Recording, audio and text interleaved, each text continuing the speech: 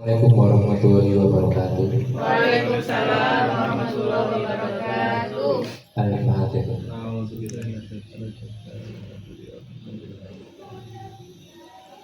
Oke, yang terhormat Bapak Kepala Sekolah Bapak Khairulita, yang terhormat Bapak Wakil Kepala Sekolah Bapak Andika, serta teman-teman staf dan Bapak Ibu guru yang berbahagia. Untuk siang ini terima kasih sudah hadir dalam pengimbasan dalam diseminasi kegiatan PKG PJOK tahun 2024, di mana untuk hari nanti saya diimbaskan ke sport education modern. Jadi untuk pembelajaran PJOK yaitu semua siswa diharapkan bergerak seluruhnya. Ini strategi tindak lanjut pembelajaran berdiferensiasi dalam SEM PJOK. Pengembangan untuk materi nanti kita pakai materi bola tangan. Pendahuluan.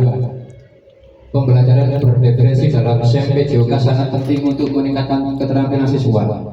Dalam konteks ini, pengembangan materi bola tangan menjadi fokus utama untuk memastikan semua siswa dapat belajar sesuai dengan kemampuan dan minat mereka.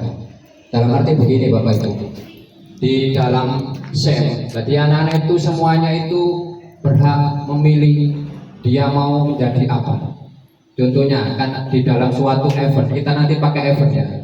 Dalam event kejuaraan bola tangan, ada yang menjadi pemain, ada yang menjadi wasit, ada yang menjadi tukang fotografer, ada yang menjadi ketua panitia dan anggota panitia, dan ada juga lagi menjadi supporter. Jadi diharapkan semua peserta didik aktif dalam pembelajaran, tidak ada yang menganggur.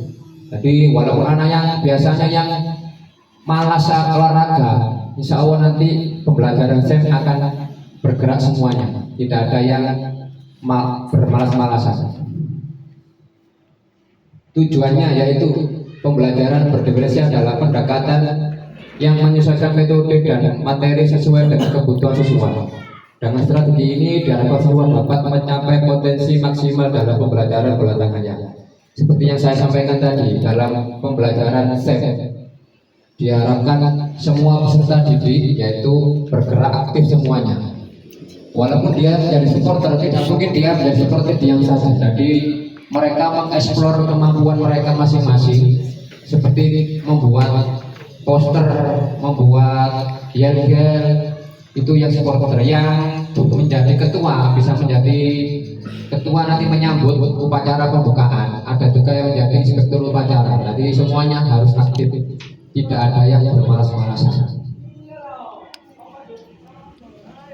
Selanjutnya, pentingnya SEM PJOK.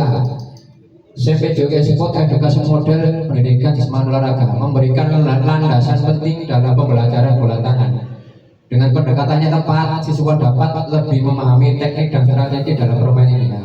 Dimasukkan seperti ini dalam pembelajaran ini, yaitu materi bola tangan. Diharapkan nanti anak-anak dapat memahami materi bola tangan dengan maksimal. Jadi sebelum memulai kompetisi yang diadakan seperti kayak event, jadi saya jelaskan dulu anak-anak, kita kondisikan, kita beri video di YouTube, anak-anak mengamati pembelajarannya. Setelah itu kita merencanakan, disusun kelompok-kelompoknya itu menjadi apa, kayak menjadi pemain, supporter, ditentukan sebelum pembelajaran pertemuannya kedua.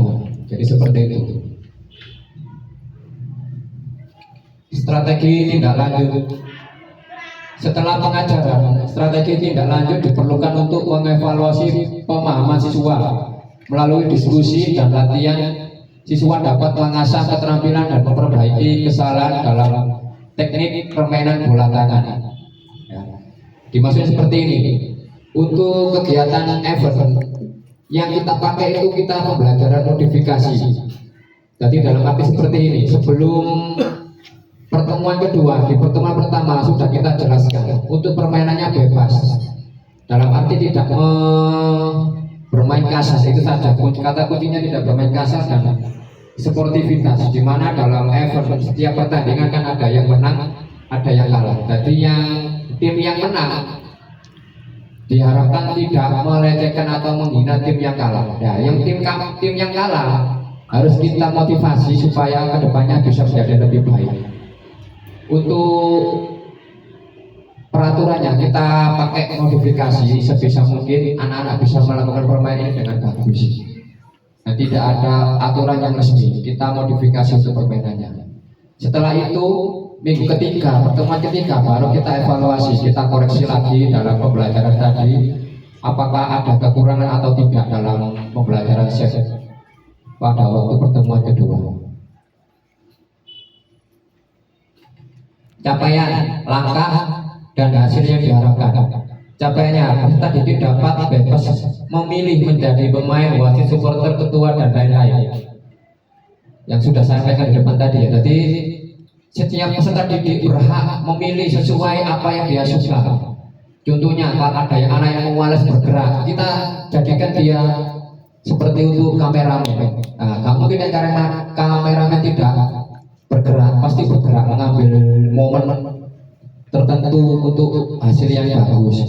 Ada yang jadi pemain, ada yang jadi wasit, supporter, ketua, anggota, dan lain-lain. Itu tidak mungkin anaknya diam saja.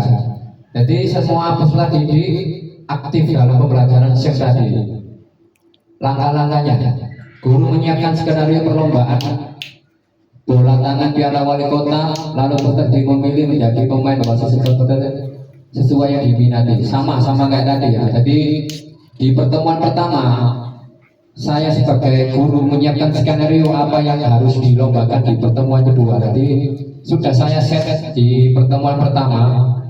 Materi bola tangan kita membuat event ya. Setelah membuat event ada pembuatan panitia, pemain, wasit, dan lain-lain. Hasil yang diharapkan pembelajarannya berpusat pada peserta didik memanfaatkan media sosial. Jadi nanti tim setelah event ada anak yang bagian untuk mengeksplor mengekspos ke medsos, ada yang bagian untuk mengedit itu bagian kameramen tadi.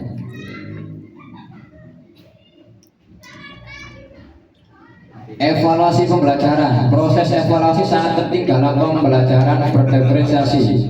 Melalui kuis, observasi, dan penilaian kinerja, guru dapat mengukur kemajuan siswa dan menyesuaikan strategi pengajaran sesuai kebutuhan.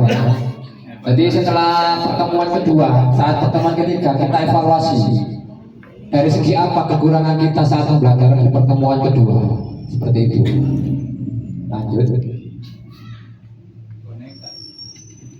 Tantangan dalam implementasi.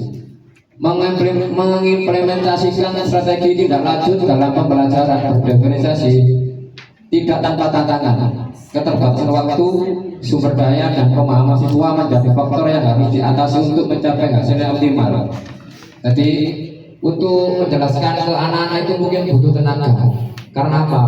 Ada yang belum mengerti job-jobnya. Jadi nanti saat kita evaluasi di pertemuan ketiga baru kita dapat mengetahui mana-mana saja yang perlu dievaluasi supaya kedepannya bisa menjadi lebih baik lagi pembelajarannya. Kesimpulan, penerapan strategi tindak lanjut dalam pembelajaran berdiferensiasi di SMP Jawa sangat penting untuk mengembangkan materi bola tangan. Dengan pendekatan yang tepat, diharapkan siswa dapat belajar secara efektif dan menyenangkan. Dan dalam pembelajaran SEP, jadi kita mencoba di dalam suatu kelas itu kelas mana yang cocok untuk kita pakai pembelajaran seperti ini. Jadi tidak semua kelas bisa cocok untuk kita pembelajaran SEP. Jadi kita perlu percobaan terus supaya kedepannya menjadi yang lebih baik lagi dalam pembelajaran. Terakhir, terima kasih. Ada pertanyaan? Saudara tidak ada. Oh, tidak ada. Oke. Terima kasih atas waktu yang diberikan. Saya ucapkan terima kasih sebesar-besarnya. Jika ada kata yang kurang berkenan, saya mohon maaf sebesar-besarnya. Saya akhiri. Assalamualaikum warahmatullahi wabarakatuh.